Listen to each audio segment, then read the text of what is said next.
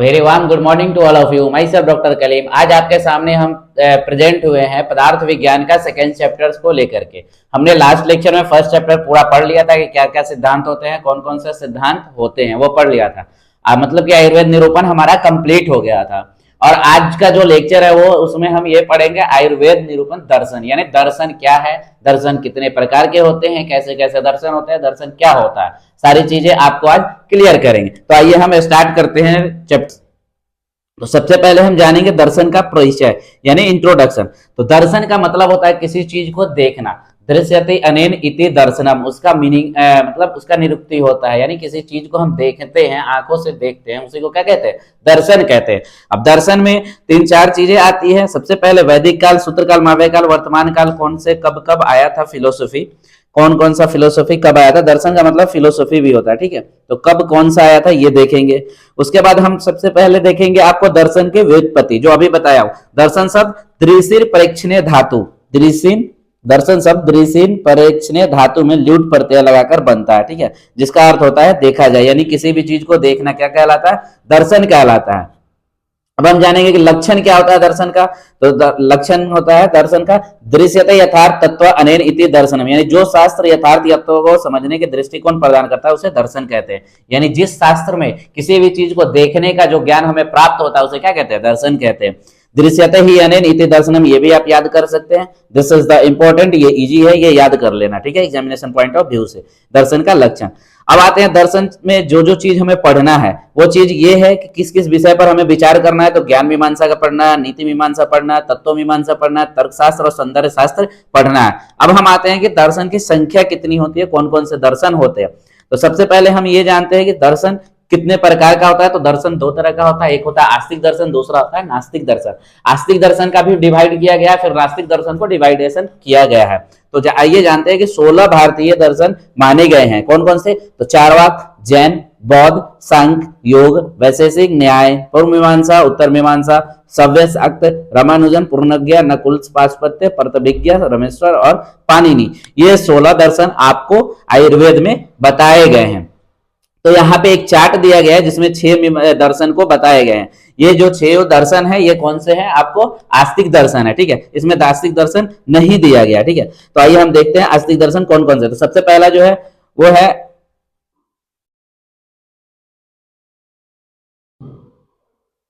सबसे पहला जो दर्शन है वो सांख्य दर्शन है। अब दर्शन में तीन चार चीजें बहुत इंपॉर्टेंट होता है। क्या क्या याद रखने की चीज है, आपको ये टेबल 100% याद होनी ही चाहिए। This is the very important for examination point of view, VVI 10 marks questions आएंगे ही आएंगे, ठीक है। तो ये आप याद करके रखना। क्या क्या होता है, तो दर्शन के नाम हमें पता होना चाहिए, उसका प्रवर्तक कौन थे यानी किसने दिया था ये दर्शन वो पता होना चाहिए, प्रमुख सिद्धांत कौन कौन से उसके ये हमें पता होना चाहिए, प्रवर्तक पता होना चाहिए, प्रमुख सिद्धांत कौन कौन से ये पता होने चाहिए, प्रमाण कितने प्रमाण माने हैं, 3 माने हैं, 4 माने हैं, 2 माने हैं, 1 माने हैं, 16, 10 जो भी माने हो। उसके बाद पर्याय यानी उसको और अदर नेम, सिनोनिम्स क्या क्या होता है, यानी अदर नेम से क्या क्या नाम से हम जाने जाते हैं। तो सबसे पहला जो दर्शन होता है हमारा सांख्य दर्शन होता है। किसने दिया था, तो कपिल मुनि ने दिया था।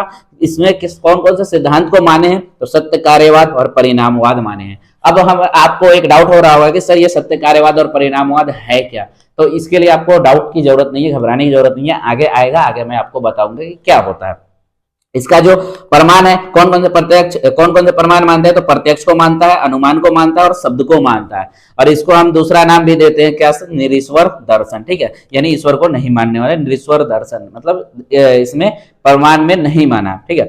दूसरा आता है योग दर्शन। पतंजलि, आप पतंजलि का नाम सुने होंगे, उन्होंने भी दिया था, महर्षि पतंजलि जी ने दिया था कौन सा, योग दर्शन, ठीक है। तो इन्होंने भी 3 प्रमाण माने हैं, प्रत्यक्ष, अनुमान और शब्द को। इसे शेषवर सांख्य दर्शन या पतंजल दर्शन या पतंजल दर्शन भी कहते हैं। उसके बाद तीसरा जो आता है वैशेषिक दर्शन, कनाद मुनि ने दिया था। असत्यकारवाद और पिलुपाकवाद को मानते हैं, इनका सिद्धांत है। प्रत्यक्ष और अनुमान प्रमाण को मानते हैं और इनका दूसरा नाम अलौक्य दर्शन भी होता है।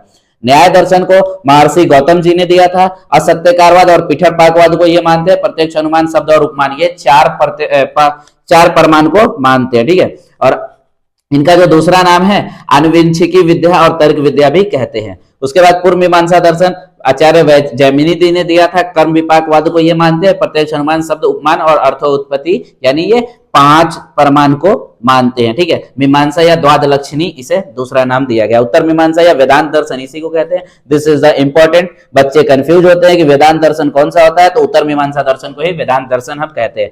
व्यास मुनि जी ने दिया था, विवर्तवाद को सिर्फ एक, ये सिर्फ एक को मानते हैं, यानी एक ही प्रमुख सिद्धांत है इनका, और पतंजल का एक भी प्रमुख सिद्धांत नहीं है, यानी जीरो है, ठीक है। ये 6 प्रत्यक्ष अनुमान, शब्द, उपमान, अर्थोपति और अभाव, ये 6 क्या मानते हैं, 6 प्रमाण को मानते हैं। इनको दूसरा नाम वेदांत दर्शन भी हम कहते हैं। तो ये पॉइंट आपको याद होना चाहिए, वीवीआई है, 10 मार्क्स में पूछा ही जाता है, तो ये वाला टेबल आप याद जरूर रखना।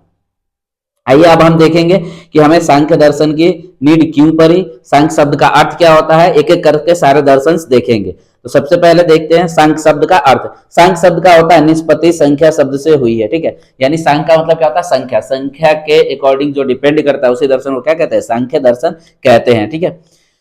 इन्होंने कितने तत्वों को माना है, तो इन्होंने 24 तत्वों को निर्धारित माना है, यानी 25 तत्व कौन सा होता है, ईश्वर होता है, जो इन्होंने नहीं माना है, इसलिए इन्हें निरीश्वर दर्शन भी कहा गया था। सांख्य दर्शन की आवश्यकता ये पढ़ने की जरूरत नहीं है आपको, निरीश्वर भेद भी पढ़ने की जरूरत नहीं है। सांख्य दर्शन के आचार्य कौन थे, कपिल मुनि जी ने दिया था, और आसुरी दार्शनिक ग्रंथों में सफदर आसुरी कपिल के शिष्य थे, ठीक है। तो ये कुछ थ्योरी टाइप दिया हुआ है, तो थ्योरी आपको पढ़ने की जरूरत नहीं है, ठीक है।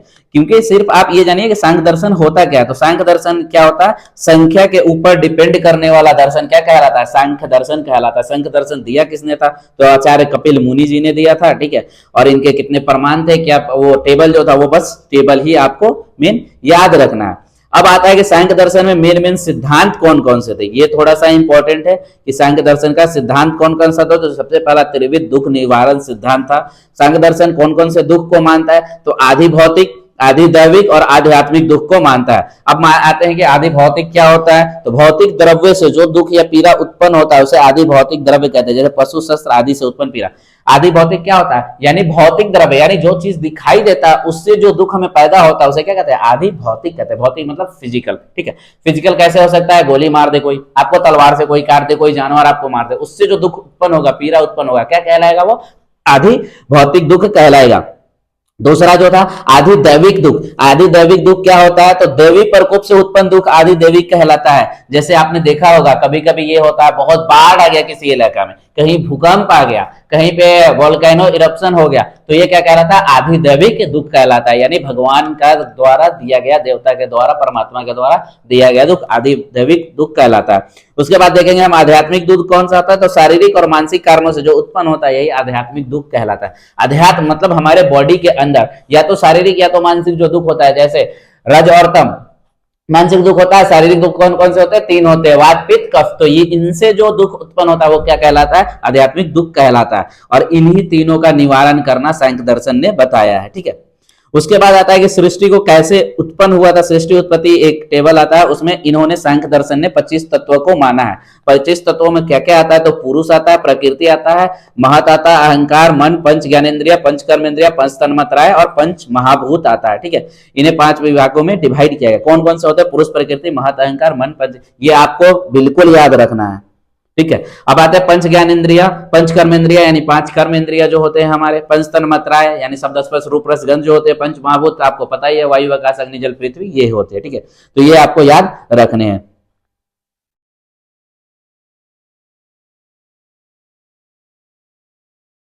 देखिए सांख्य दर्शन ने जो बताया था वो यहाँ दिया हुआ है कि कौन कौन से तत्व थे, ठीक है, क्या क्या स्वरूप था उनका। तो प्रकृति का संख्या कितना था, 1 था, ठीक है। मन था, पंच ज्ञान इंद्रिया, पंच कर्म इंद्रिया, पंच महाभूत, महत, अहंकार और तन्मात्रा ये 7 होते हैं, और पुरुष एक 8, ठीक है। तो ये सारे आपको प्रकृति निवारण में याद रखना है।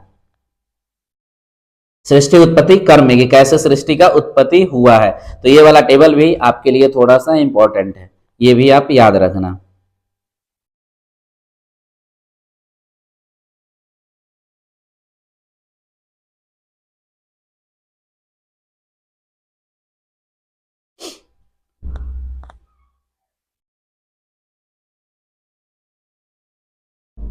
अब आते हैं कि क्या क्या होता है। देखिए अहंकार क्या होता है? अहंकार का स्वरूप भी दो होते हैं, तीन गुणों से मिलकर इनके तीन रूप हो जाते हैं। कौन कौन से? वैकृत अहंकार क्या होता है? 11 इंद्रिय, 5 ज्ञान इंद्रिय, 5 कर्म इंद्रिय में व्यक्त होता है, और 5 तन्मात्राएं में भूतादि अहंकार, और तेजस अहंकार जो सत्व गुण और तम्य गुण से स्वतंत्र इंद्रिय के द्वारा होता है, वो क्या कहलाता है? तेजस अहंकार कहलाता है। अब सृष्टि उत्पत्ति कर्म, this is the very important for your examination point of view. ठीक है, ये आपको याद ही करना है। ये टेबल कैसे सृष्टि का उत्पत्ति हुआ था, सांख्य दर्शन ने कैसे देखा था? तो सबसे पहले पुरुष, प्रकृति प्लस पुरुष आए थे, उसके बाद उसमें महत आया था, अहंकार मिलकर के क्या बनाया था? सात्विक अहंकार, राजस और तामस अहंकार, 3 अहंकार बनाया था।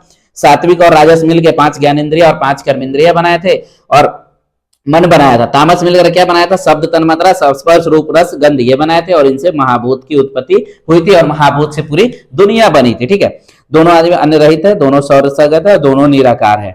तो ये आपको रहा पूरा सांख्य दर्शन। ठीक है, तो अब इसमें देखते हैं कि हम प्रकृति और पुरुष में वैधर्म यानी क्या क्या डिफरेंस हो सकता है। तो प्रकृति जो है वो एक होता है, पुरुष अनेक होता है।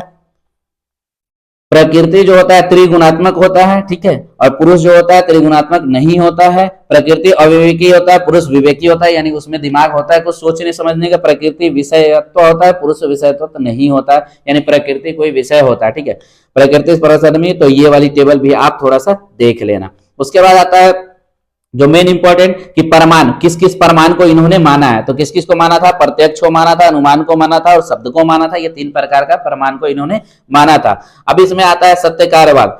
तो हम देखते हैं कि सांख्य दर्शन जो है आयुर्वेद में कैसे इंपॉर्टेंट है, या दोनों में क्या समानता है, क्या क्या सामान्य माना गया है, और वो क्या क्या इंपॉर्टेंट है। ये आपके एग्जामिनेशन पॉइंट ऑफ व्यू से इंपॉर्टेंट है, ये पूछ देता है कभी कभी।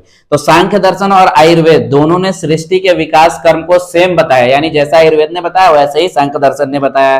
दूसरा टॉपिक जो आता है कि सांख्य दर्शन और आयुर्वेद दोनों ने 5 वायु का वर्णन किया है, यानी प्राण, वो जो था ना, प्राण, उदान, समान, व्यान, अपान, ये 5 वायु होते हैं, वात होते हैं, इन दोनों ने माना है। सांख्य दर्शन ने भी, आयुर्वेद ने भी माना है। ठीक है, और दोनों ने त्रिगुण सिद्धांत को भी माना है। दिस इज द इंपॉर्टेंट कि त्रिगुण सिद्धांत को किसने माना है? तो त्रिगुण सिद्धांत को सांख्य दर्शन ने माना है। और सांख्य दर्शन और आयुर्वेद दोनों ही सत्य कार्यवाद को मानता है। क्यों मानता है? कि कोई भी, सब इंसान जानता है कोई भी कार्य होगा तो उसके पीछे कोई ना कोई कारण जरूर होगा। तो आयुर्वेद ने भी ये माना है और सांख्य दर्शन ने भी ये माना है। और प्रत्यक्ष के 8 बाधक कारणों को आयुर्वेद ने भी माना और सांख्य दर्शन ने भी माना है। 8 प्रत्यक्ष बाधक कारण कौन कौन से हैं वो हम आगे के चैप्टर्स में देखेंगे जब हम परमाणु पढ़ेंगे। ठीक है, उसके बाद आयुर्वेद द्वारा माने गए सभी परमाणुओं का अंतर्भाव 3 परमाणुओं में कर दिया गया, यानी 8 परमाणु जो है उन्हीं को 3 में सम्मिलित कर दिया गया, 3 में इकट्ठा कर दिया गया है। तो ये आयुर्वेद ने भी माना और सांख्य दर्शन ने भी माना है कि ये सही चीज है। त्रिविध दुखों का वर्णन सांख्य दर्शन और आयुर्वेद दोनों ने किया है, यानी 3 दुख जो होते हैं, आधि भौतिक, आधि दैविक और आध्यात्मिक जो गुण मतलब दुख थे, वो तीनों दोनों ने माना है। आयुर्वेद ने भी माना है और सांख्य दर्शन ने भी माना है। तो यही दोनों में सिमिलरिटीज थी और यही दोनों का इंपॉर्टेंस था, यानी सांख्य दर्शन का आयुर्वेद में कैसे इंपॉर्टेंस है, यही इंपॉर्टेंस उसका था। और ये आपके लिए बहुत मतलब कि इंपॉर्टेंट है एग्जामिनेशन पॉइंट ऑफ व्यू से। और ऐसे ही ढेर सारा लेक्चर्स पाने के लिए फ्री ऑफ कॉस्ट आप मेरे चैनल को सब्सक्राइब कर दे अगर नए हैं तो, और पुराने हैं तो लाइक शेयर कर दे। Thank you.